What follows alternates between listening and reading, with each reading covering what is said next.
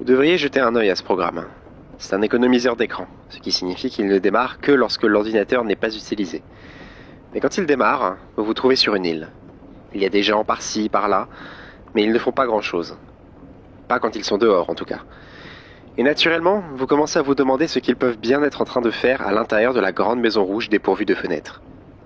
Et c'est là que tout commence à basculer. Quand vous commencez à vous poser cette question. Je vais pas vous ennuyer avec une intro ridiculement longue, parce que si vous avez cliqué sur cette vidéo, c'est que vous connaissez déjà Petscope.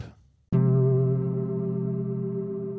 n'avez pas besoin de moi pour vous le dire, mais au cours de ces 25 épisodes, oui, je compte la BO, Petscope aura réussi à créer une des histoires d'horreur les plus immersives, les plus fascinantes et les plus originales de l'histoire de la création sur Internet, s'élevant immédiatement au rang d'icône incontournable de son genre.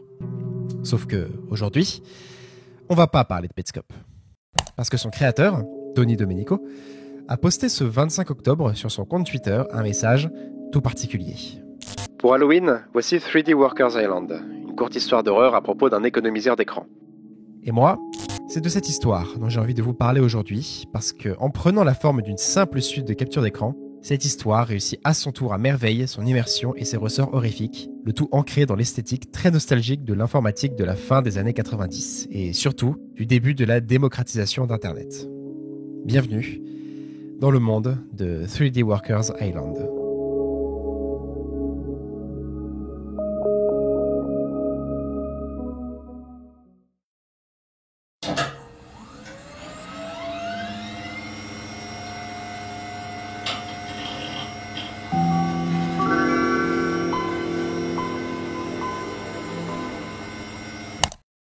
Pour en savoir plus sur cet étrange économiseur d'écran, il est judicieux de commencer par se rendre sur un site nommé 3D Whisker Discovery Pages. Un clin d'œil évident aux fameuses Discovery Pages qui étaient déjà évoquées dans l'histoire de Petscope. Et sa page d'accueil nous en apprend déjà beaucoup. 3D Whisker est un économiseur d'écran gratuit. Son nom complet est 3D Workers Island, mais la plupart d'entre nous préférons utiliser son nom de fichier, prononcé 3D Whisker. Dans 3D Workers Island, 6 personnages interagissent entre eux sur une petite île, avec des résultats parfois complexes et impossibles à prévoir. Chaque session raconte une histoire différente, et beaucoup ont décrit cette expérience comme très convaincante d'un point de vue technique et émotionnel. Les origines de ce programme sont inconnues. Il a été découvert sur le site de 3D Screensavers Palace, un des nombreux sites regroupant des économiseurs d'écran provenant de sources diverses sur le net. Le propriétaire de ce site l'a lui-même retrouvé sur un autre site similaire, mais ne se souvient pas duquel. Le site en question n'a pas été retrouvé. Nous vous recommandons d'essayer 3D Whisker vous-même en le téléchargeant depuis sa page de téléchargement. Les événements de 3D Whisker ne sont pas scriptés et sont différents à chaque session, ce qui signifie que vous serez sûr de voir des choses qu'aucun de nous n'a vues auparavant. Si vous découvrez quoi que ce soit d'intéressant ou d'important qui n'a pas encore été recensé ou sujet à discussion, n'hésitez pas à nous envoyer un mail ou à créer un nouveau fil sur le forum. Mais ne répandez pas de fausses histoires. Les 3D Whisker Discovery Pages ont été créés par moi, Pat Lawler ou P. Lawler, et son aspect technique est géré par Singer. Nous avons donc déjà les premiers personnages vraisemblablement importants de cette histoire avec Pat Lawler et Singer, les administrateurs de ce site. Sur le côté gauche de cette page, on peut également apercevoir les différentes catégories de ce site. La page d'accueil et de présentation du logiciel, aperçu qui est censé donner une présentation plus détaillée du logiciel, la page des téléchargements, le forum de discussion, la galerie pour les images et les captures d'écran, la page de contact et une page qui mène vers divers liens. Il y a aussi plusieurs autres sujets comme Objets, Interruptions, Historique, qui est sans doute une page sur l'histoire du logiciel, IA des travailleurs, qui doit concerner l'IA des personnages de l'île, Mystère, et 6 autres pages correspondant chacune à un personnage de l'île. Tout n'est pas encore très clair, mais on va sans doute gagner en compréhension de tout ça au fil de l'histoire. La page suivante est celle des téléchargements avec plusieurs liens et un petit guide d'installation. Naturellement, la suite logique, c'est l'installation de 3D Workers Island afin que nous puissions voir ce fameux logiciel de nos propres yeux.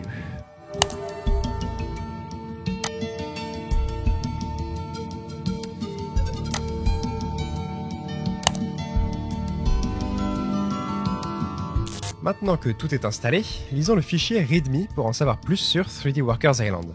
Il contient un petit guide pour la mise en place et les réglages de l'économiseur d'écran, ainsi que quelques infos supplémentaires. 3D Workers Island est un économiseur d'écran pour PC qui consiste en une simulation 3D expérimentale, avec une simulation avancée de travailleurs. Les travailleurs sont une approche du calcul par ordinateur. 3D Workers Island utilise les ressources du monde. Bienvenue dans le monde dans l'ordinateur. Cette technologie... Le texte s'arrête là. Il est rédigé de façon très bizarre et vague, on sent que le développeur a bâclé le travail, mais on peut considérer qu'il avait juste la flemme d'écrire un truc que peu de personnes allaient lire.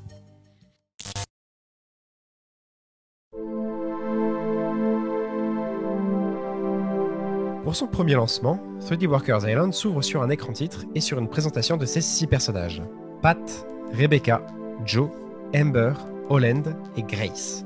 Et la première chose bizarre que l'on note, c'est que Grace est la seule à être vue de dos.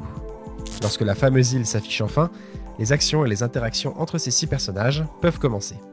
Joe est le premier à sortir de la Maison Rouge pour arroser les fleurs, suivi d'Amber qui l'observe, puis s'avance. La suite est un fil de discussion sur le forum des 3D Whisker Discovery Pages lancé par l'utilisatrice Mawgirl le 25 avril 1999. Hey, j'ai juste envie de dire que ce truc est trop cool. Mes yeux sont collés à l'écran. J'ai juste envie de le garder sur mon écran toute la journée pour voir ce que vont faire les personnages, mais mon frère a besoin de l'ordinateur pour le travail. Qu'est-ce que vous en pensez? Et qu'est-ce que vos personnages font aujourd'hui? Le premier à répondre est un utilisateur du nom de Mr. Crook. Ouais, c'est clairement une pépite du net. C'est tellement mieux que ce truc là, Johnny Castaway, et que mon oncle aime bien. Un autre économiseur d'écran très connu sorti en 1992, qui utilise lui aussi le concept d'un personnage vivant sur une île. C'est sans doute juste une référence. C'est meilleur parce que les personnages sont comme de vraies personnes que tu regardes, et leurs actions sont imprévisibles. Je les ai vus danser et se tortiller, jouer avec des objets, et se livrer à des rapports intimes et maladroits qui ressemblent parfois à des câlins, et parfois à de la pornographie, honnêtement. Ok, c'est déjà un peu bizarre, mais chacun son interprétation, j'imagine.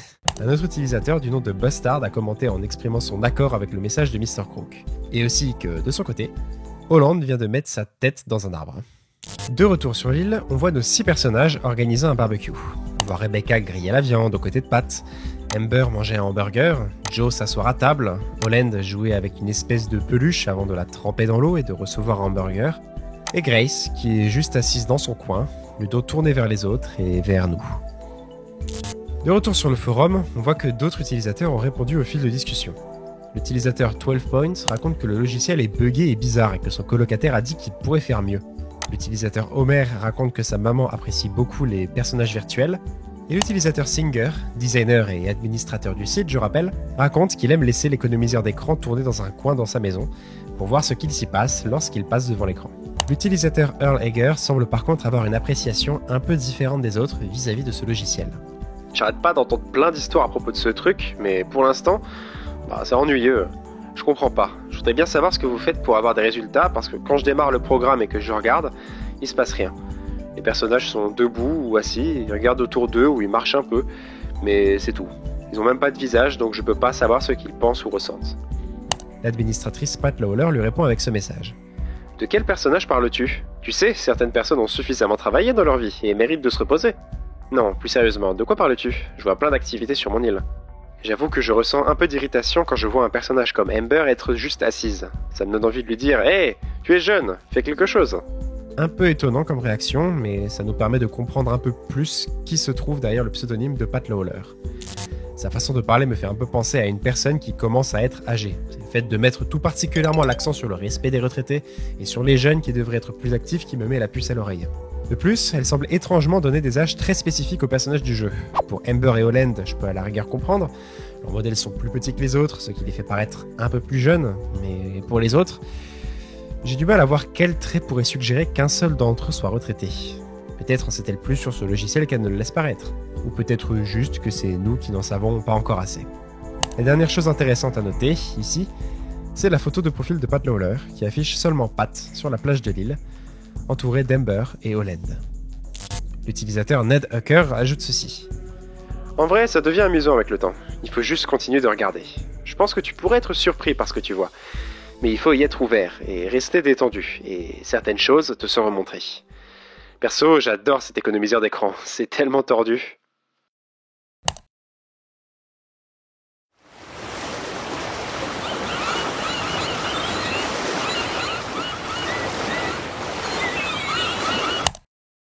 De retour sur l'île, Grace, Joe et Pat sont à l'extérieur.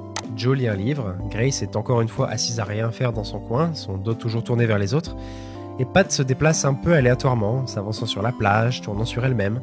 On note la présence de 2 objets semblant aléatoires sur le sol. une sorte de robot de cuisine jaune, et un autre livre, gris cette fois. Ils font sans doute partie des objets avec lesquels les habitants de l'île, ou travailleurs, peuvent jouer et interagir, comme dit dans le message de Mr. Crook. Rebecca sort à son tour de la maison, semble saluer les autres, puis Pat s'avance vers elle. Le site suivant est le fameux 3D Screensavers Palace, où 3D Workers Island a été retrouvé, et plus précisément sa page recensant tous ces logiciels accompagnés de leurs liens de téléchargement.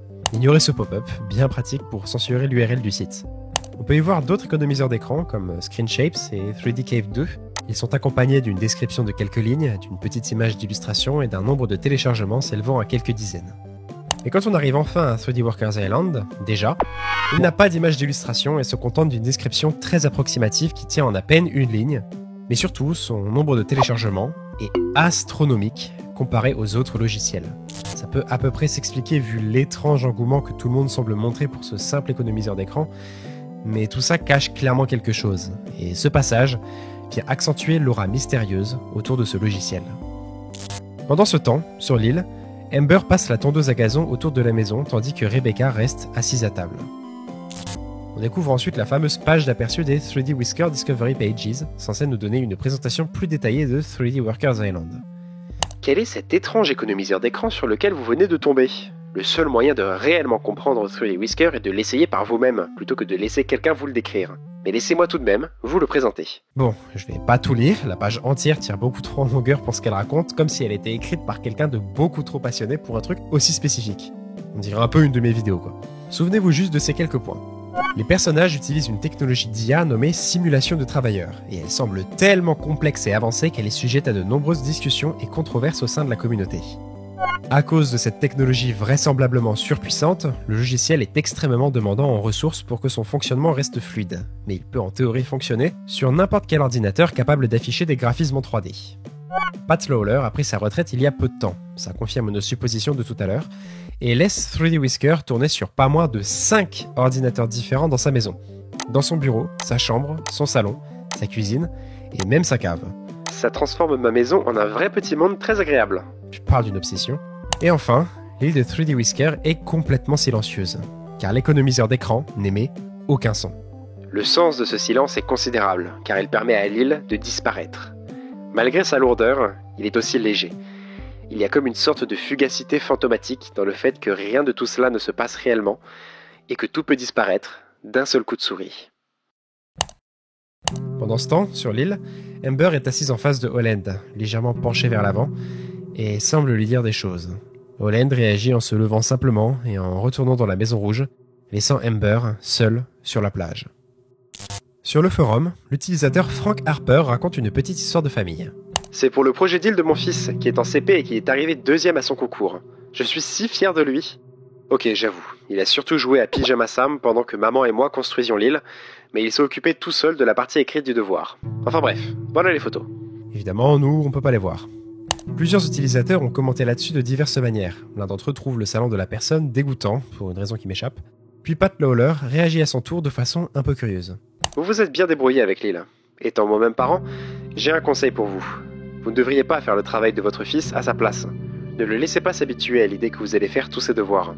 Encore une fois, Pat Lawler semble avoir une vision un peu stricte de l'éducation des enfants. Une image de plus en plus dure se dégage d'elle. Frank Harper se défend. Merci pour le conseil, mais il s'attendait à ce que les parents les aident sur ce devoir. Vous devriez voir ce que les autres enfants ont ramené. Et puis, de toute façon, il s'est occupé de la partie écrite du devoir, comme je l'ai dit. L'utilisateur Buddy fait ensuite virer la conversation dans une autre direction, en disant que son fils a quant à lui peur de 3D Workers Island, ce à quoi l'utilisateur Johnson lui répond que les enfants ont peur de tout, en prenant exemple sur une scène du film Richard au pays des livres magiques, où le protagoniste se noie dans une rivière de peinture, une scène qui a presque traumatisé sa nièce. Je ne blâme pas les gens derrière ce film pour avoir réalisé cette scène, mais certains enfants pensent qu'il est réellement possible de se retrouver piégé dans le monde des dessins animés sans pouvoir s'en échapper. Et si je croyais à ça, je pense que je serais moi aussi terrifié. Sur l'île, on retrouve Amber et Pat près d'une façade de la Maison Rouge. Amber semble reculer doucement vers le mur pour s'éloigner de Pat, qui se rapproche d'elle. Puis, Amber s'effondre sur le sol. C'est la première fois que nous voyons une scène qui suggère de la violence dans 3D Workers Island. Et il y a deux choses qui rendent cet enchaînement de quelques captures d'écran encore plus déroutant. Déjà, je repense à ce passage que l'on a vu un peu plus tôt, où où Amber essaie de dire quelque chose à Holland en se tenant dans une pose suggérant du désespoir. Est-ce que c'est ça qu'elle a tenté de lui dire, avant qu'elle ne réagisse en l'ignorant? Est-ce que ça veut dire que ce genre de violence est habituel? Et puis, on en a déjà parlé, mais les tailles des modèles des personnages suggèrent que Pat est une adulte, alors qu'Amber et Holland ne sont que des enfants. Du coup, moi, je repense à cette image, la photo de profil de Pat Lawler où l'on voit Pat, Amber et Holland. Est-ce que ça vous fait pas penser à genre une famille? Évidemment, ce ne sont pour l'instant que des suppositions, mais je pense que c'est déjà une bonne piste pour comprendre la véritable histoire qui se cache derrière 3D Workers Island. Et croyez-moi, ça ne va pas aller en s'arrangeant.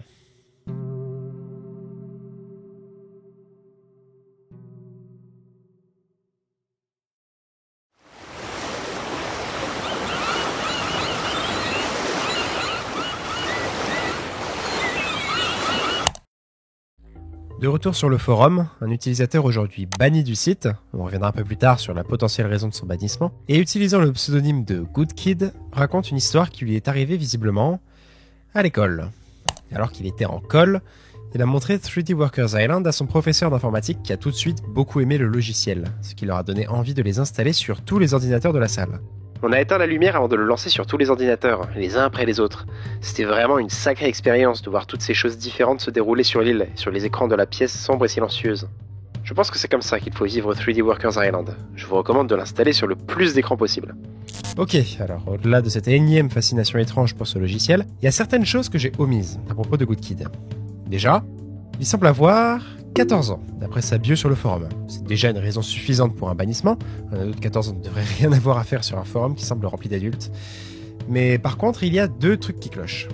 Déjà, je spoil un peu, mais c'est pas pour cette raison qu'il a été banni, mais pour un truc que l'on verra beaucoup plus tard. Et ensuite, il y a quelques détails à propos de lui qui me mettent un peu mal à l'aise, parce qu'il semble vraiment insister sur le fait d'avoir 14 ans. Il y a évidemment sa bio. Désolé, je ne sais rien à rien, je ne suis qu'un ado de 14 ans. Son pseudo, Good Kid, donc littéralement bon gamin. Et enfin, quelques-unes de ses tournures de phrases, comme lorsqu'il parle de sa douce et angélique maman. Perso, je suis convaincu que c'est pas vraiment un ado de 14 ans, mais plutôt un adulte qui joue le rôle d'un ado de 14 ans. La discussion change de direction quand l'utilisateur Joycey2200 lui répond. Pourquoi t'étais en colle? Surtout pour pas avoir respecté le code vestimentaire de l'école MDR, et j'ai aussi inventé une fausse maladie de la peau du nom de Kutilakunae. J'ai commencé à en parler dans tous mes devoirs, même quand ça n'avait rien à voir. Ok, vas-y, parle-moi de la Kutilakunae. Content que tu me demandes. Kutilakunae, maladie de la peau en 4 phases. Phase 0, rougeur et sensibilité. Phase 1, surnommée trou de peau. Des trous de diverses tailles et formes apparaissent, exposant le derme. Phase 2, surnommée île de peau. Perte globale de l'épiderme, ne laissant que quelques îles de peau de différentes tailles.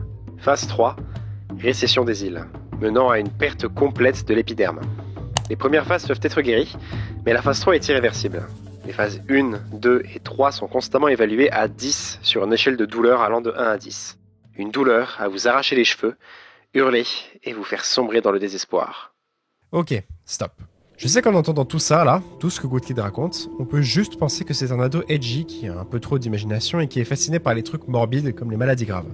Sauf que ce que je vais vous révéler maintenant, c'est que tout ce qui entoure le personnage de Good Kid, de sa façon de parler à sa maladie imaginaire en passant par son pseudo et même sa photo de profil, qui n'est qu'un carré rouge, tout ça, ça vient pas de nulle part. Et si vous voulez un semblant de réponse sur tout ça, je vous ai laissé un lien en description qui vous mènera vers une vidéo YouTube portant le nom de Good Sky. Good Sky, c'est une histoire courte, racontée dans un format aussi simpliste que 3D Workers Island. C'est juste un long texte étalé le long d'une vidéo de 33 minutes sur des fonds de couleurs unis et avec une petite musique en fond, et je ne vous dirai rien de plus que ça, parce que je veux que vous le découvriez par vous-même. Je vous mets juste en garde sur le fait que c'est clairement pas pour tout le monde. Il y a des thèmes et des sujets abordés qui sont particulièrement durs à supporter, surtout pour certaines personnes. C'est une histoire puissante et choquante qui est malheureusement passée assez inaperçue dans le monde de YouTube, mais qui restera longtemps avec vous une fois que vous aurez fini votre lecture. Et vous comprendrez vite que ces thématiques ne sont pas si éloignées que ça de celles de 3D Workers Island. Si ça vous intéresse, mettez en pause cette vidéo, cliquez sur le lien que je vous ai laissé en description, et vivez par vous-même l'histoire de Good Sky, car nous en reparlerons dans la dernière partie de cette vidéo. De retour sur l'île, on retrouve à nouveau Pat et Holland, qui sont en train de jouer avec un caillou, quand tout à coup, Amber sort de l'arrière de la maison en traînant une brouette remplie de sortes de sphères rouges, et les emmène au bord de l'eau. Pat la fixe du regard tout le long, comme si c'était elle qui lui avait confié cette tâche. Encore une fois, c'est Amber qui s'occupe des tâches ingrates, et je ne peux pas m'empêcher de discerner dans le visage vide de Pat un regard froid et sévère. Pendant ce temps, sur le forum, Joycey2200 a lancé une discussion pour connaître les personnages préférés de chacun, et les réponses sont pour le moins unanimes. Amber. Amber, sans hésiter. Amber est la seule réponse possible. Si je devais choisir mon personnage préféré... c'est compliqué... Je plaisante, c'est Amber. Que tous les autres personnages aillent se faire foutre. Mais dans quelques réponses, on commence à voir que quelque chose d'étrange semble se cacher derrière la raison de cette popularité. Le fait que cette question soit seulement posée est presque offensant, mais je comprends. Tu n'as aucune idée de pourquoi, et honnêtement, ça vaut mieux pour toi. Je sais qu'on n'est pas censé parler de ces sujets ici, mais est-ce qu'on peut au moins être honnête quand ce genre de question est posée ? Je vais pas faire genre de préférer Grace, Holland ou n'importe qui d'autre juste pour que les discussions sur ce forum restent propres. L'utilisateur Buddy réagit avec de l'incompréhension face à ces messages bizarres, mais personne ne semble lui prêter attention. Et la personne suivante à répondre à ce fil de discussion est la seule à ne pas choisir Amber comme personnage préféré, Pat Lawler. Amber serait un bon choix, et ça aurait pu être le mien. Mais sa paresse a tendance à me déranger. C'est littéralement elle qui s'occupe de quasiment toutes les tâches ingrates depuis le début, mais ok. Naturellement, je choisirais Pat, puisque nous partageons le même nom par pure coïncidence, et je pense que les deux enfants sont à elle. Une autre coïncidence, puisque j'ai moi aussi 2 filles. Cela dit, je ne peux pas m'empêcher d'être attiré par Rebecca, avec ses cheveux et chaussures rouges très voyants. On commence à comprendre que Pat Lawler s'identifie beaucoup à Pat, et tous ces points communs n'arrangent rien. On sent qu'il y a comme un lien étrange et inexpliqué entre la fondatrice du site et le personnage. Et le fait qu'elle remette une couche sur la paresse des jeunes, alors que la patte de 3D Whisker semble clairement faire beaucoup travailler Amber, je trouve ça dérangeant. Surtout quand on repense à cette scène. Et cette scène. Quelque chose de sombre se cache derrière 3D Whisker. Quelque chose de très lié à Pat Lawler et à son cercle familial.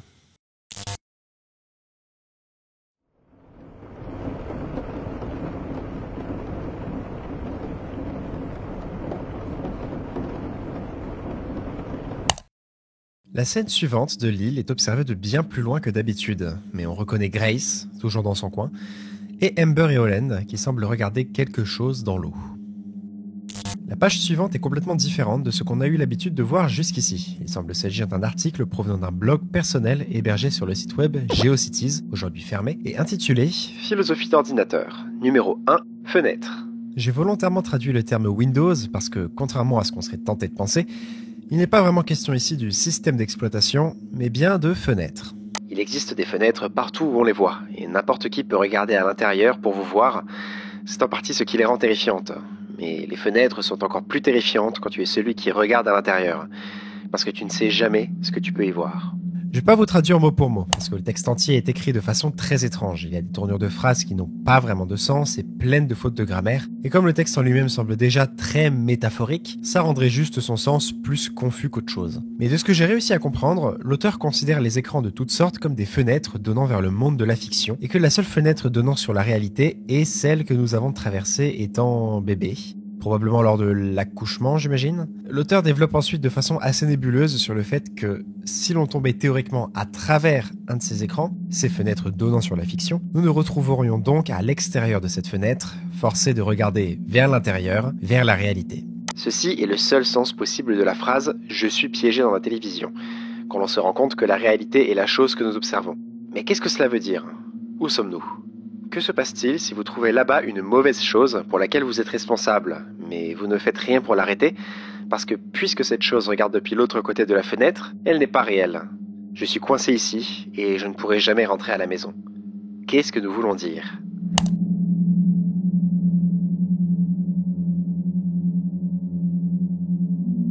Le sens de toute cette page est encore très flou, mais il est clair que cette inversion entre le réel et le fictif, le monde physique et le virtuel dont elle parle, risque de lourdement gagner en sens au fil de cette histoire. Ce n'est pas pour rien si cette page qui manque cruellement de contexte nous est présentée de cette façon. Elle sonne comme une prémonition des événements à venir et sera sans doute impérative pour la compréhension de 3D Workers Island. Cette fois-ci, c'est un service de messagerie instantanée à la MSN qui nous est présenté, et plus précisément une conversation entre 2 utilisateurs utilisant les pseudos EdwardSucks0 et Miss Toothpaste. Miss Toothpaste raconte un souvenir de Thanksgiving, lors duquel son cousin l'a emmené se promener tard le soir sur un chemin sombre pour lui raconter des histoires d'horreur. Pour changer de sujet, Miss Toothpaste essaya de lui parler de 3D Workers Island, ce à quoi il lui répondit qu'il connaissait déjà le logiciel. Après ça, il s'est mis à me parler de 3D Whisker, mais avec la même intonation que pour les histoires d'horreur. Il s'est mis à me parler d'une conspiration autour de la fille avec le t-shirt rose, et m'a donné une longue liste de détails lugubres auxquels je devais faire attention dans l'économiseur d'écran. Oh, c'est un de ces abrutis obnubilés par Ember. Il y a quelques années, ces gens ont en quelque sorte détruit ce vieux site-là, les Discovery Pages. Ils ont ruiné un truc cool. Techniquement, on n'a pas la date de cette discussion, mais ce dernier message nous aide à mieux comprendre la temporalité de l'histoire qui nous est racontée. Elle se déroulerait donc plusieurs années après tous les posts du forum que nous avons lus jusqu'ici, et après la destruction du site. Quoi que ça veut dire, par les utilisateurs qu'on a vu être clairement beaucoup trop fascinés par Ember. Miss Toothpaste reprend ensuite son histoire. Quand on est rentré, on a regardé 3D Whisker ensemble jusqu'à 2h du matin sur l'ordinateur le plus lent et le plus pourri du monde, jusqu'à ce qu'il frise complètement. Le truc, c'est que mon cousin m'a dit que c'était pas vraiment un bug, mais que 3D Whisker faisait ça volontairement pour cacher des choses en train de se passer. Il a inventé juste tous ces trucs au fil de la discussion, mais je pense qu'elle signifie quand même quelque chose pour lui. À mesure que le temps passe, on ressent de plus en plus l'emprise mentale que 3D Whisker semble avoir sur les personnes l'ayant téléchargé. Mais la confidence dans laquelle tout le monde semble être nous piège encore dans l'ignorance et l'incompréhension de cette fascination. Comme si nous n'étions pas encore prêts. L'utilisateur Buddy a lui aussi l'air perturbé par tout ça, car sur le forum, il a décidé de demander des infos de façon très vague et cryptique, et vous allez voir, on arrive à un véritable tournant de l'histoire en termes d'ambiance. Ok, alors, j'ai presque pas envie de demander ça, mais je n'arrête pas d'entendre parler de certaines histoires à propos de cet économiseur d'écran, et vous voyez probablement de quoi je parle. Ça doit probablement être une blague, mais si c'est le cas, je la trouve vraiment pas drôle. Est-ce que quelqu'un peut me donner plus d'infos à propos de tout ça ? La réaction des autres utilisateurs est immédiate. Ils lui supplient tous de ne pas continuer ses recherches sur ça. Pour ta propre santé mentale, arrête de penser à ça et va faire autre chose. Ne deviens pas complètement taré comme nous. L'utilisateur Reality Priest renchérit là-dessus, puis, à contre-courant des autres utilisateurs, Ned Hucker lui propose de lui envoyer des liens censés lui donner les infos qu'elle recherche, mais pas directement sur le forum, par mail. L'utilisateur Cheer s'en fiche complètement et poste un lien directement dans le fil de discussion, mais... Note de Pat Lawler. Lien supprimé. Sur l'île, Joe est assis sur une chaise flottant au-dessus de la mer. Grace est tournée vers lui, et Holland sort une lampe de la maison.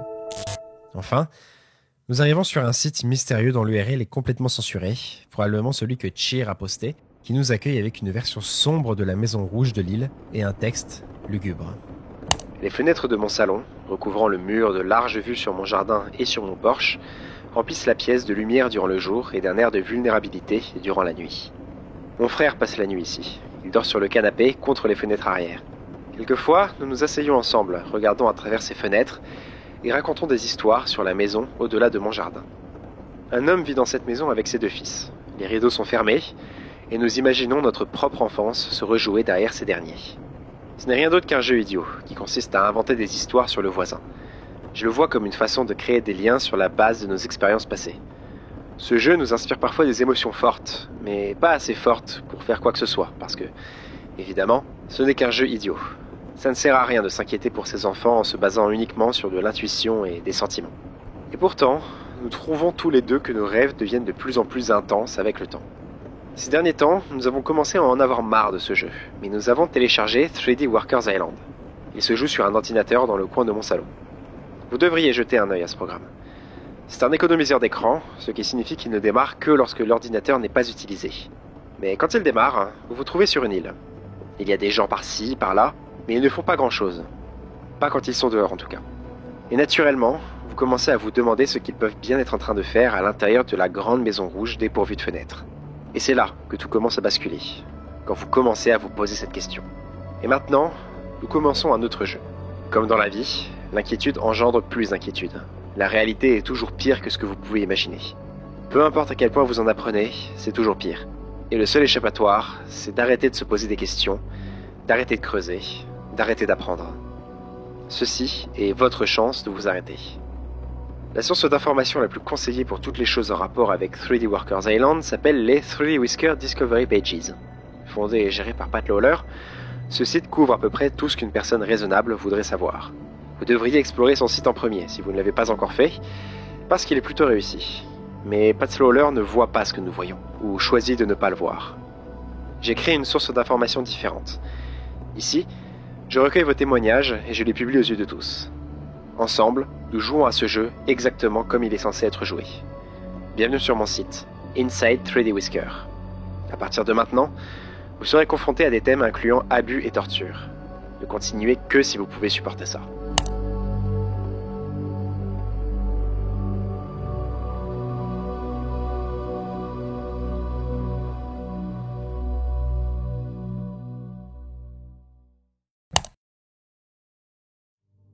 Sur l'île, Amber, Holland et Joe sont assis à une table, puis Joe se lève.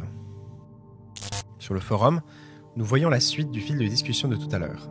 Pat Lawler a répondu à propos du fameux lien, affirmant que celui-ci a été supprimé car la règle numéro 5 du site stipule qu'il est interdit de poster le moindre lien vers le site. Ce n'est rien de plus qu'une collection d'écrits fictifs et pervers. Je ne suis en temps normal pas si strict vis-à-vis de ce genre de choses, mais il y a clairement trop de personnes ici qui ne savent pas rester raisonnables et sains d'esprit en parlant des contenus de ce site. Je dois donc prendre la décision difficile de le bannir. Pat Lawler semble très véhémente envers ce site, qui semble dévoiler des choses sombres à propos de 3D Whisker, et continue en comparant la situation à des adultes qui se feraient entraîner dans des jeux d'enfants sur internet, et qui prendraient au sérieux des histoires fictives uniquement destinées à se faire peur, alors qu'il n'y a aucune preuve de leur véracité. Comme si elle souhaitait dissimuler la difficile vérité en la transformant en fiction. Ce à quoi Cheer répond « Ta gueule, Pat. Bref, voilà plus de liens. » Cette fois-ci, les liens n'ont pas été supprimés. Le premier mène vers la page d'un utilisateur AOL du nom de John Sorroway, et l'autre mène vers une page web GeoCities intitulée soit « Bienvenue dans mon monde », soit « Histoire de réalité ». Génial. Sur le fil de discussion, l'administrateur Singer a rejoint la conversation en soutenant, sans surprise, la décision de Pat Lawler. Ces histoires violentes sont ridiculement exagérées, juste du choc pour faire du choc. Vous pouvez me croire, ça fait longtemps que je regarde ce programme, et si c'était vraiment réel, j'aurais vu ce genre de choses depuis le temps. Les utilisateurs Cheer et Saxplayer répondent à son message. Si l'économiseur d'écran ne s'ouvre pas à toi, tu devrais peut-être regarder au fond de toi pour trouver le vrai problème. Vous aimeriez que ce ne soit que des enfants ensanglantés qui hurlent. Bien avant de commencer à voir les trucs violents, j'ai vu la façon dont Amber était traitée par les autres personnages de l'île. J'ai vu sa fatigue, ses messages subtils, mais vous pointez juste du doigt les enfants qui saignent et riez. Saxplayer soulève un point important. Ça peut être considéré comme de la surinterprétation par certains, mais nous avons déjà vu Amber sembler triste, maltraitée, surchargée de tâches et épuisée dans cet économiseur d'écran. Et c'est le seul personnage qui subit tout ça à ce point. Tout le monde ne semble cependant pas de cet avis. L'utilisateur HTML Maniac traite la communauté de sociopathes et de tarés, étant donné que c'est visiblement tout le temps Amber qui se fait torturer dans ces fameux scénarios violents. Vu la tournure que prend la conversation, Pat Lawler réagit en affirmant vouloir mettre en place un système pour vérifier la véracité de ces histoires, juste pour pouvoir dire que toutes ces histoires sont 100% fausses. Elle répond ensuite qu'elle ne comprend pas pourquoi autant de gens s'inquiètent autant pour Amber. L'utilisateur 12point clôt finalement la discussion en réagissant à Inside 3D Whisker. Putain de merde ce site. Les captures d'écran et les images qu'on trouve dessus sont complètement folles. Certaines ont clairement été photoshopées, mais pour les autres je sais pas. Ce sont toutes des JPEG de mauvaise qualité de toute façon. Du coup c'est bien plus facile de cacher les défauts. Pendant ce temps sur l'île, Holland court contre un mur de la maison. De retour sur Inside 3D Whisker, on se retrouve enfin sur la page principale du site qui liste les dernières actualités. Et il y a beaucoup d'informations.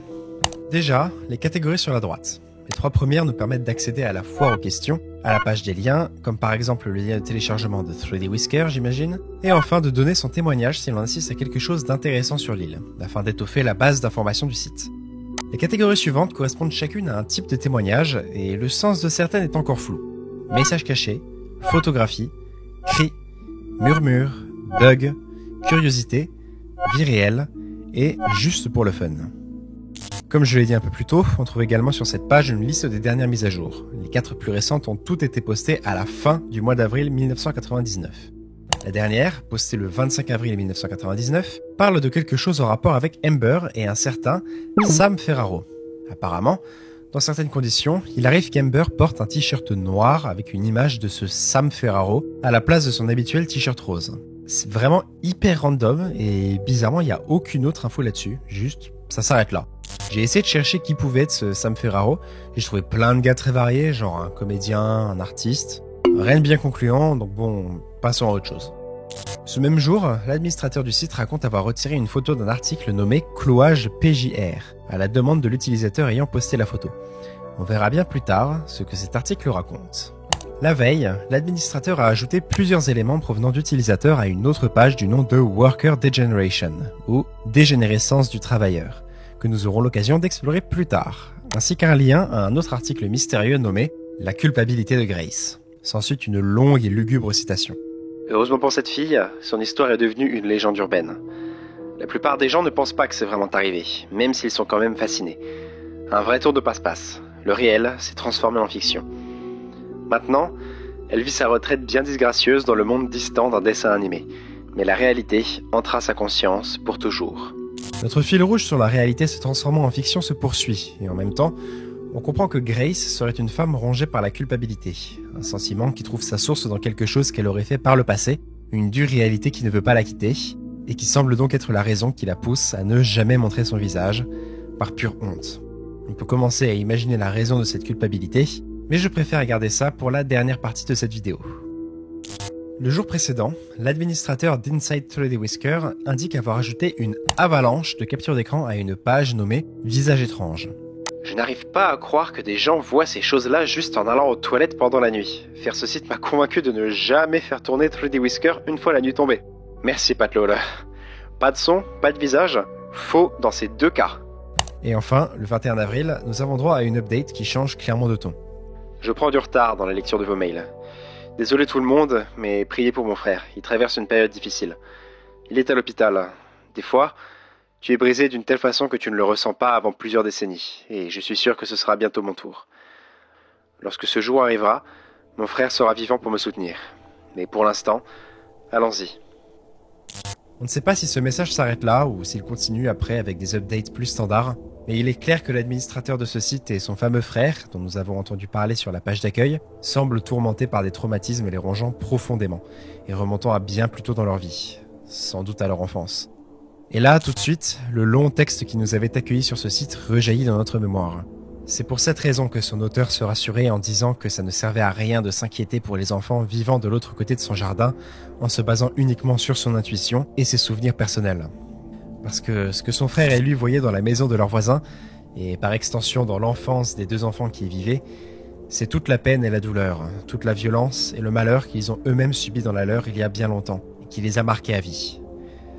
En jouant à leur jeu depuis l'autre côté de la fenêtre de leur salon, ces deux frères ont projeté leur passé, leur réalité, sur leurs voisins, une réalité qui est ainsi devenue fiction.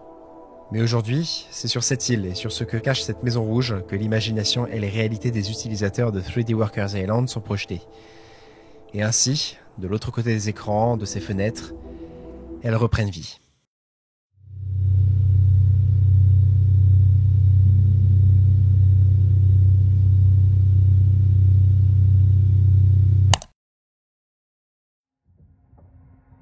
De retour sur l'île, Amber est assise sur un banc, et au premier plan, on peut voir Pat et Rebecca faire ça.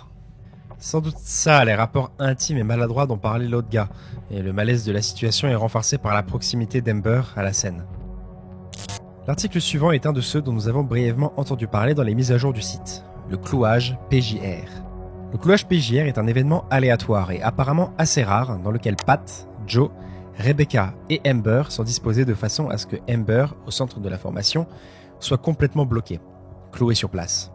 Pat, Joe et Rebecca lui font face. Les 4 personnages se réorganisent en losange de cette façon, avant qu'une suite d'événements se déclenche.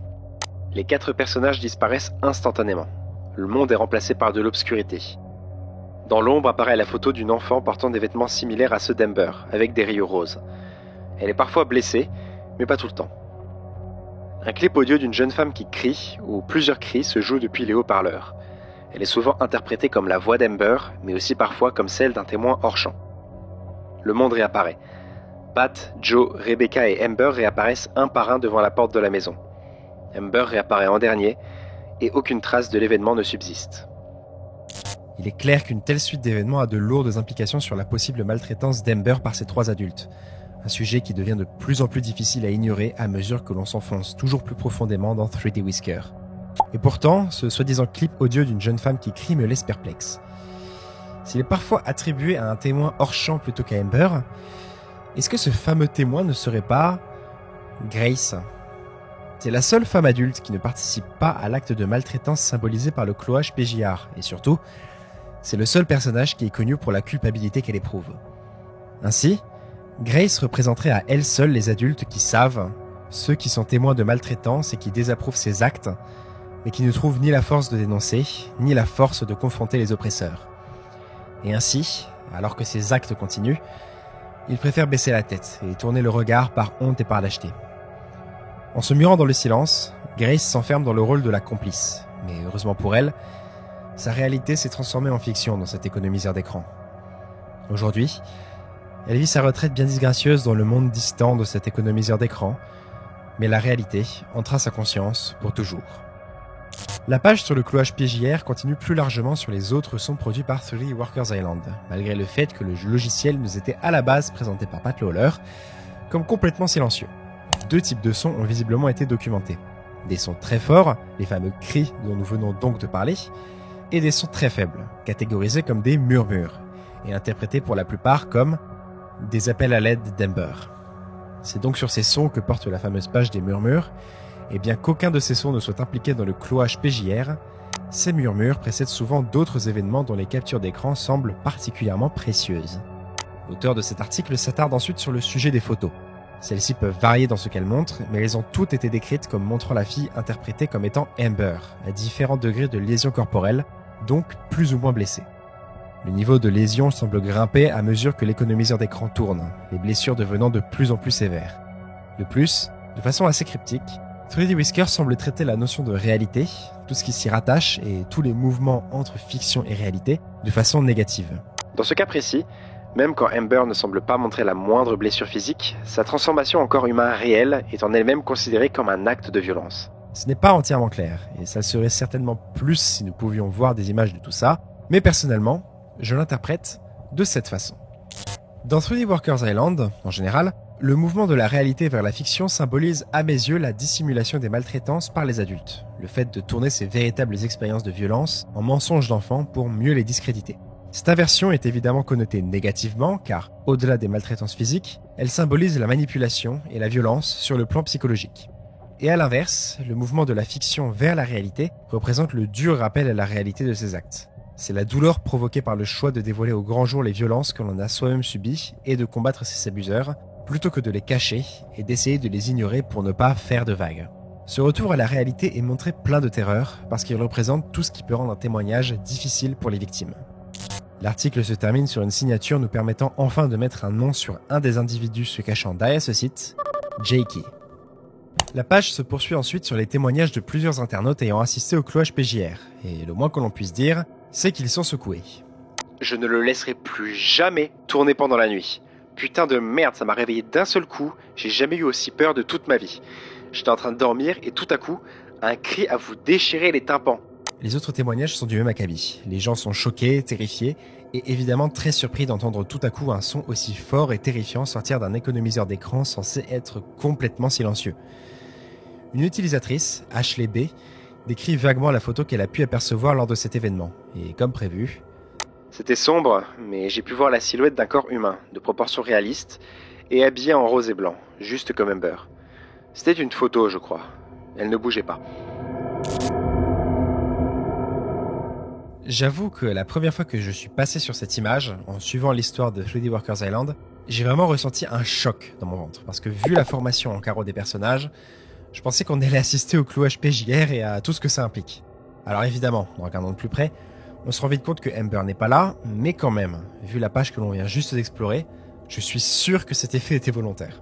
Bref, Holland, Joe, Rebecca et Grace, évidemment toujours de dos, sont en formation et semblent discuter de quelque chose. Une tondeuse à gazon est sur le côté, et un PC est sur la table. Seuls Amber et Pat ne sont pas là, et clairement, ça cache quelque chose de potentiellement très inquiétant, étant donné la dynamique que l'on a devinée entre ces deux personnages. Rebecca semble expliquer quelque chose à Joe et Grace, en pointant vers la mer, tandis que Holland semble très peu attentive. Enfin de retour sur les 3D Whisker Discovery Pages, on assiste à la suite du fil de discussion qui avait causé beaucoup de remous au sein de la communauté. Reality Priest continue de se lamenter sur son obsession pour 3D Workers Island, clamant que plus il le regarde, plus celui-ci lui révèle des choses, mais aussi que ces révélations n'arrivent pas lorsque quelqu'un est dans la pièce avec lui. En réponse, HTML Maniac pose une bonne question. Vous êtes sérieusement en train de me dire que même avec ses milliards et milliards d'heures passées à regarder 3D Whisker, Pat Lawler n'a jamais vu le moindre de ces trucs ? Quelqu'un lui répond, et pas n'importe qui. Good Kid, qui lâche une véritable bombe. Pat Lawler est une criminelle. J'ai de la famille qui vivait dans sa rue, pas loin de chez elle. Aucune personne saine d'esprit ne devrait lui faire confiance. Pat Lawler ne devrait pas gérer un site communautaire autour de 3D Workers Island. Elle devrait être en prison. Si quelqu'un veut plus de détails, vous pouvez me contacter sur MSN. Mon pseudo est GoodKid85. Ok, maintenant au moins, on est fixé sur la vraie raison du bannissement de Good Kid. Et au vu de ces accusations, techniquement elles sont floues, mais si on reprend tout ce qu'on a compris jusqu'ici, ça devient dur de continuer à dire avec certitude que Pat Lawler n'a réellement rien à se reprocher. La chose dont nous pouvons être à peu près sûrs jusqu'ici, c'est que la Pat virtuelle maltraite Amber. Et comme on l'a vu plus tôt, Pat Lawler s'identifie beaucoup à la Pat virtuelle et partage des points communs avec. Elles ont le même nom, sont toutes les deux retraitées et possèdent 2 filles. Et à mes yeux, ce genre de signe ne peut pas être anodin. La Pat de 3D Workers Island est un miroir virtuel de Pat Lawler. Il est fort probable que leurs points communs ne s'arrêtent pas là et que Pat Lawler est elle aussi responsable de maltraitance. Le truc, c'est que, à part les mots de Good Kid, on n'a strictement aucune preuve tangible qui pourrait confirmer tout ça. Mais moi, maintenant, j'en pense à la citation sur la culpabilité de Grace. Heureusement pour cette fille, son histoire est devenue une légende urbaine. La plupart des gens ne pensent pas que c'est vraiment arrivé, même s'ils sont quand même fascinés. Un vrai tour de passe-passe. Le réel s'est transformé en fiction. Maintenant, elle vit sa retraite bien disgracieuse dans le monde distant d'un dessin animé, mais la réalité entre à sa conscience pour toujours. Repensez à tout ce que l'on sait sur Pat Lawler, et osez me dire que cette citation ne fonctionne pas aussi pour Pat. Une histoire sombre est cachée au fond de 3D Workers Island. L'histoire d'une petite fille en t-shirt rose, maltraitée et violentée par des adultes, et Pat Lawler dissimule activement tout ça. En traitant ces histoires comme des racontards et comme des jeux d'enfants, Pat Lawler transforme sa réalité en fiction. Parce que qui pourrait croire une histoire assez horrible, racontée par un enfant ? De notre côté de l'écran, étant simple spectateur de cette histoire, nous n'avons aucune preuve concrète sur la véracité de cette violence. Face à de tels actes semblant si horribles, nous sommes tentés de penser que la vraie violence n'appartient qu'au domaine de la fiction. Et pourtant, juste après avoir assisté au bannissement de Good Kid, c'est la Pat virtuelle que l'on voit sur l'ordinateur, car la ligne séparant réalité et fiction semble au final bien fine. Après avoir fini son affaire, elle retourne derrière la Maison Rouge, et Dieu sait ce qu'il peut bien s'y passer.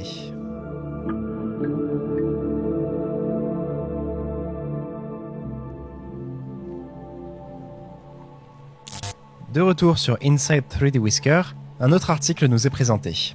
Worker Degeneration, ou dégénérescence du travailleur. Et d'entrée de jeu, il semblerait que ce soit l'un des articles les plus complets et documentés du site.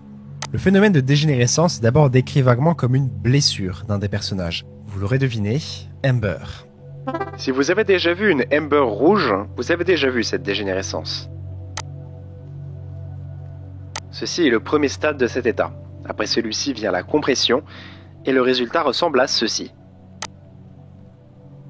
C'était donc ça, ces sphères rouges que Amber transportait dans sa brouette. Cette balle rouge est en apparence inerte, elle ne bouge pas et n'interagit avec rien, et pourtant, cette balle rouge est bien Amber. L'article développe en affirmant que, grâce aux multiples photos présentées dans 3D Whisker, cet état est interprété comme pouvant représenter de la déshydratation, de la malnutrition et ou de la mutilation. Et avec tout ce qu'on a dit jusqu'ici, vous avez vite compris que ça sert à englober les formes majeures de maltraitance infantile en un seul symbole. Mais avant toute chose, cet état est également associé à de petits cris étouffés, donc à de la douleur. En peu de temps, cette balle rouge finit par rétrécir et se taire, jusqu'à ce qu'elle ne puisse plus être vue ou entendue. Bien au-delà de simplement représenter de la maltraitance, la dégénérescence du travailleur représente ce moule destructeur dans lequel les enfants maltraités sont forcés de rentrer.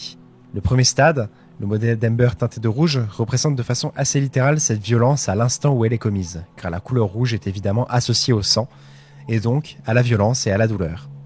Le stade suivant, la compression, représente ce qui vient juste après cette violence. Le silence honteux d'un enfant qui ne souhaite pas créer de problème en témoignant contre ses proches, souvent forcé par ses oppresseurs, marquant à la fois la mort de sa confiance en lui et de son identité. Hello, c'est le moi du montage qui vous parle. Je me permets de faire éruption rapidement parce que je viens de me rendre compte d'un truc. Vous vous souvenez de ce message de Pat Lawler, avec son soi-disant système pour différencier le vrai du faux dans les conversations du forum? Dans son post, elle insistait sur un point en particulier. La sphère rouge du mensonge, censée signaler aux utilisateurs que l'histoire qu'il leur est racontée est fausse. Quand j'ai écrit cette vidéo, je m'en suis pas rendu compte, mais il est fort probable que ça cache un autre sens possible pour la dégénérescence du travailleur, vu qu'on y parle aussi de sphère rouge. Réduire la violence subie par Amber à l'état de mensonge, avec Amber qui se transforme, littéralement, en sphère rouge, ce qui rentre une fois de plus dans le thème de la réalité qui se transforme en fiction. Voilà, c'est juste un autre sens possible, mais je trouve que ça colle bien. Et après ? En général, Amber réapparaît à la porte de la maison quelque temps après sa compression, même quand la balle rouge est encore visible. Le programme continue ensuite de façon normale. Si Amber réapparaît alors que la sphère rouge est encore visible, et que la sphère est toujours Amber, cela signifie que, logiquement, cette Amber est une clone. Et là, on arrive à ce que j'appelle le troisième stade de la dégénérescence, la façade. Ce clone d'Amber a probablement été créé par Pat, la persécutrice, car elle sort de la Maison Rouge, le théâtre même de toute cette violence.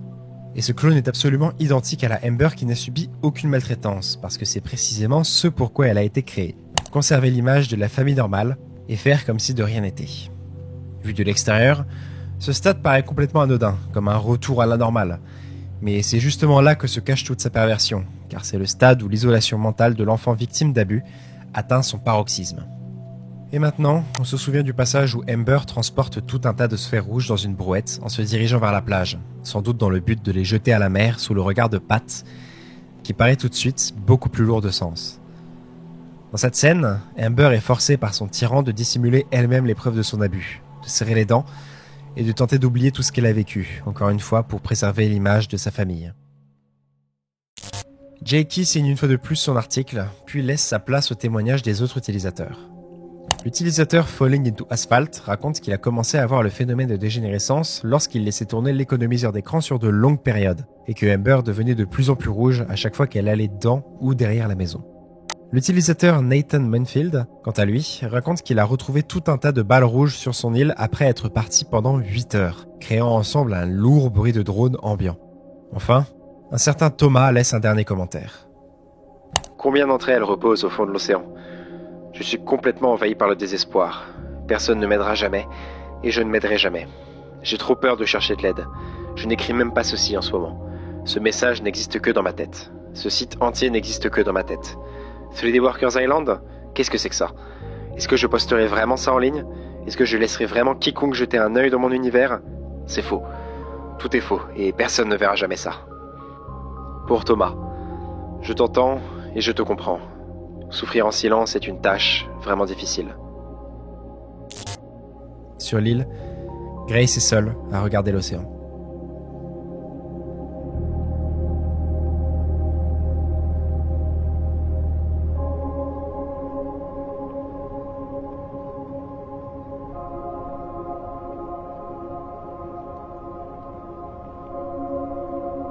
Récession des îles.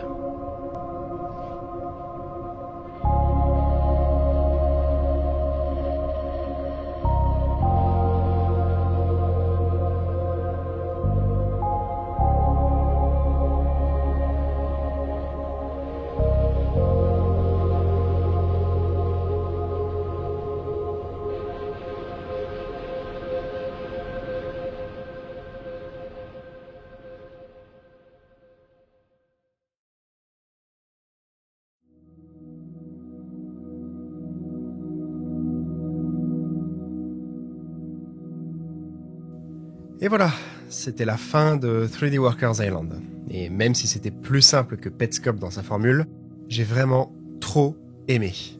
Comme beaucoup d'autres histoires d'horreur du net, elle ne donne aucune réponse réellement concrète, et l'interprétation personnelle du spectateur occupe une place importante dans l'expérience. C'est pourquoi j'aimerais maintenant vous proposer ce que je vois dans cette fin. D'abord, le commentaire laissé par Thomas est très lourd de sens. En lisant ce qu'il a écrit, ça me paraît clair qu'il a lui-même été victime d'abus dans sa jeunesse, et que ce qu'il a vu dans ce logiciel l'a touché au plus profond de lui. Son traumatisme et le blocage psychologique qui en découle l'affectent encore profondément. Voir ses propres expériences douloureuses être révélées dans ce logiciel le met en grande détresse. Il tente donc de se rassurer en se réfugiant dans le déni, dans l'idée que rien de ce qu'il n'a vu et de ce qu'il n'a dit n'est réel. Encore une fois, il transforme la réalité en fiction. La réponse de Jakey est la suite logique de cela. Ayant lui-même été victime d'abus, il compatit avec Thomas, commentant que devoir se murer dans le silence est sans aucun doute la tâche la plus destructrice pour une victime, établissant donc un parallèle avec les tâches qui ont été effectuées par Amber pendant cette histoire. Le plan suivant montre Grace regardant vers l'océan, où reposent les balles rouges, probablement pleine de regrets de n'avoir pas eu le courage d'empêcher que le tourment d'Amber continue. Nous voyons ensuite des tas d'autres balles de différentes couleurs sombrer au fond de l'océan, car l'histoire de 3D Workers Island ne s'arrête pas qu'à Amber. La maltraitance infantile est un problème universel, encore bien trop tabou dans de nombreux pays. Chacune de ces balles, sombrant dans l'oubli, représente un enfant victime d'abus qui est forcé de se taire. Et à mesure que notre point de vue s'éloigne de l'île, que nous avons suivi tout le long de cette histoire, l'écran se scinde pour nous faire réfléchir au nombre d'enfants dans le monde qui doivent être dans la même situation qu'Amber. Pour moi, c'est de tout ça que parle 3D Workers Island. Et ça me semble encore plus évident lorsque l'on se tourne vers deux autres œuvres. Tout simplement, Petscop et Good Sky. Parce qu'il y a beaucoup de similarités et de thèmes communs dans ces trois histoires. Pour Good Sky, il me semble évident que cette histoire fait partie des inspirations principales de 3D Workers Island. Good Sky est quasi directement référencé dans l'histoire de 3D Workers Island avec le personnage de Good Kid, et on y retrouve les thèmes tournant autour de l'enfance et de quelle façon les abus et la violence subie pendant la jeunesse peuvent détruire l'état mental de quelqu'un sur le long terme. Encore une fois, si vous n'avez jamais vu Good Sky, je vous le conseille fortement, si vous avez le cœur bien accroché. Et pour Petscop, ça me semble encore plus évident que les deux histoires sont proches, déjà, parce que c'est le même créateur évidemment, et ensuite parce qu'on y retrouve encore une fois le sujet principal qui porte sur la maltraitance infantile en milieu familial. Par contre, comme 3D Workers Island, Petscop aborde aussi le sujet de l'intelligence artificielle et centre son histoire autour d'un logiciel qui paraît, à première vue, hanté. Et pour moi, c'est la clé pour tenter de mieux comprendre ce qui peut se passer dans les coulisses de la diégèse de 3D Workers Island. Dans Petscop, c'est accepté par à peu près tout le monde que le jeu éponyme n'est pas vraiment hanté. La mise en scène laisse vraiment planer le doute, surtout au début, mais plus on avance dans l'histoire et plus on se rend compte que le logiciel n'a rien de paranormal et que les choses étranges qui s'y passent sont en fait basées sur une technologie d'IA compliquée et avancée visant à simuler une sorte de réalité alternative. À mes yeux, 3D Workers Island fonctionne sur ce même principe, et donc je ne pense pas que le logiciel soit réellement paranormal et aspiré à la famille de Pat et Amber dans un monde virtuel ou je ne sais quoi, mais plutôt que sa technologie de simulation de travailleurs vise à créer un miroir de la réalité de certains individus, et vous l'avez probablement compris, autour de la réalité d'une personne en particulier, Pat Lawler. Vient alors une autre question majeure. Qui a créé 3D Workers Island, et pourquoi ? On pourrait justement penser que c'est Pat Lawler elle-même, vu les énormes liens qu'elle semble entretenir avec le logiciel, mais personnellement je ne suis pas de cet avis, pour la simple raison que je vois mal pourquoi elle voudrait créer un logiciel qui risque de révéler les actes dont elle est responsable. Ma théorie, c'est que de manière similaire à Petscop, 3D Workers Island a été créé pour révéler les secrets sombres de l'entourage de Pat Lawler au grand jour. Le jeu a donc probablement été créé par un proche de la famille, peut-être même quelqu'un de l'île. Et personnellement, mes soupçons se portent sur deux d'entre eux, Grace et Amber. Je vais purement spéculer sur ce point-là, mais comme établi précédemment, Grace, c'est le personnage qui est connu pour une chose, la culpabilité qu'elle éprouve. Et même si elle n'a dans un premier temps rien pu faire pour empêcher les souffrances d'Amber, il est possible qu'elle ait choisi dans un second temps de développer ce jeu, 3D Workers Island, pour révéler la vérité sur cette famille, de la même façon que Rainer dans Petscop. Ayant été témoin de la maltraitance d'Amber, il est probable qu'elle ait eu accès à des photos de ces événements, et elle a donc choisi de les insérer dans son logiciel, car rien ne vaut une preuve concrète, comme une photo, quand on veut accuser quelqu'un de quelque chose. Mais il y a quand même quelques trucs qui clochent. Déjà, c'est pas ultra correct de partager comme ça de telles photos de quelqu'un sans son accord. Et ensuite, on a pu voir que ce logiciel utilisait des mécaniques très évocatrices sur la psyché des enfants traversant ces traumatismes. Un adulte n'ayant fait qu'assister à ces événements de l'extérieur aurait difficilement pu créer cette profondeur symbolique. C'est pourquoi je pense qu'il est aussi possible que ce logiciel ait été développé par Amber elle-même, pour tenter d'exorciser des démons. Pat Lawler est retraité aujourd'hui. Amber est donc, par extension, adulte, et capable de réaliser un tel logiciel. Alors, il reste quoi d'autre ? Ah oui, Joe et Rebecca. Très peu de choses nous sont révélées sur ces deux personnages, mais il y a quand même moyen de déduire 2-3 choses intéressantes sur eux avec le peu que l'on a. Déjà, on sait qu'ils sont aussi responsables de la maltraitance d'Amber vu leur rôle dans le cloage PJR. Ils seraient donc des amis ou des proches de Pat. Et ensuite, en ce qui concerne Rebecca, personnellement, je pense qu'il s'agit de la compagne de Pat, en raison de ce message de Pat Lawler qui disait la trouver très attirante, et aussi cette scène, que l'on pourrait interpréter soit comme un rapport intime, comme le disait l'autre membre du forum, soit comme de la violence domestique. Par extension, on peut donc aussi supposer que Joe soit l'ex de Pat, mais j'avoue que là-dessus, j'ai aucune preuve. En créant les 3D Whisker Discovery Pages avec Singer, un pseudonyme qui gâche donc peut-être Rebecca, Pat Lawler utilise la technique de l'abat-jour. En créant elle-même la source d'information principale sur ce logiciel, elle garde le contrôle sur ce qui est su par la communauté et étouffe plus efficacement les informations qui ne lui plaisent pas. Et c'est là qu'on se rend compte du véritable génie qui se cache dans la métanarration de 3D Workers Island. Tout au long de cette histoire, on ne voit strictement aucune photo explicite de la violence subie par Amber, car celle-ci est bien cachée. Et en effet, il n'est pas toujours simple de déceler les abus subis par un enfant, tant l'emprise psychologique exercée par son oppresseur peut être forte. Cela nécessite du temps, du dévouement, une oreille attentive et surtout, énormément d'ouverture d'esprit. Ainsi, le logiciel fonctionne précisément comme les utilisateurs des Discovery Pages le décrivaient. On peut choisir de garder une interprétation superficielle, et dans ce cas, l'économiseur d'écran n'a rien de bien terrifiant, mais plus on essaie de comprendre ce qui se trame derrière la Maison Rouge et le silence, plus le logiciel nous montre et nous apprend des choses, et plus la sombre vérité se dévoile. L'individu derrière 3D Workers Island, le logiciel je veux dire, qu'il s'agisse de Grace, Amber ou même quelqu'un d'autre, a donc délibérément dissimulé toutes ces choses sombres, simplement car tout le monde ne peut pas les comprendre, et que le chemin vers la guérison de ces traumatismes est long, dur et semé d'embûches psychologiques. Il y a probablement plein de trous, d'erreurs et de trucs dont j'ai pas parlé dans mon interprétation de 3D Workers Island, car comme Petscop, il nous manque volontairement plein de pièces pour comprendre précisément ce qui se trame en arrière-plan. Il nous faut donc compléter ce puzzle avec ce que chacun de nous y voit et avec notre imagination, exactement comme l'ont fait tous ces gens fascinés par cet étrange logiciel. La métaphore de l'écran d'ordinateur est particulièrement efficace. Tout comme le créateur d'Inside 3D Whisker qui théorisait sur la vie de ses voisins en observant leur maison depuis l'autre côté de sa fenêtre, nous théorisons aujourd'hui sur la vie de Pat, Amber et leur entourage en observant leur maison depuis l'autre côté de notre écran. Mais malheureusement, nous n'aurons jamais aucun moyen de savoir ce qu'il se passe réellement dans cette maison. L'inquiétude engendre toujours plus d'inquiétude, et la réalité est toujours pire que ce que l'on peut imaginer.